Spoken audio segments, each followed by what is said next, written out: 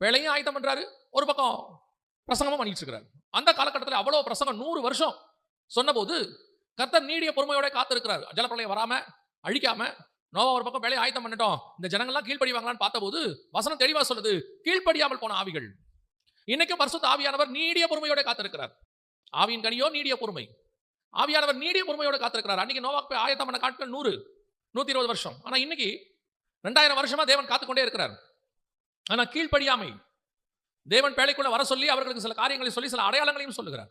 அந்த அடையாளங்கள் எல்லாம் நடைபெறும் போது இவர்கள் கீழ்ப்படியாமல் போனவர்கள். எதுக்கு கீழ்ப்படியாமல் போனவர்கள்? நோவாவின் சுவிசேஷத்திற்கு கீழ்ப்படியாமல் போனவர்கள். என்ன சுவிசேஷம்? நீதியை பிரசங்கித்தவனாகிய நோவா. ஒரு ஜலப்பிரளயம் வரப்போது, ஒரு அழிவு வரப்போது, பேழைக்குள்ள வந்துருங்க, என் கூட சேர்ந்து பேழையை கட்டுங்க, நாம எல்லாம் சேர்ந்து தப்பிச்சுக்கலாம்னு சொல்லும்போது அதெல்லாம் நடக்காது, அப்படிலாம் வராது என்று சொல்லி தேவனுடைய பொறுமையை இவர்கள் போக்கடித்தவர்கள். இன்னைக்கு அப்படிதான் சபை இருக்குது. இது நான் சபையை குறித்து மாத்திரம் பேசுகிறேன். உலகம் அப்படித்தான் இருக்கு, சபை அப்படித்தான் இருக்கு.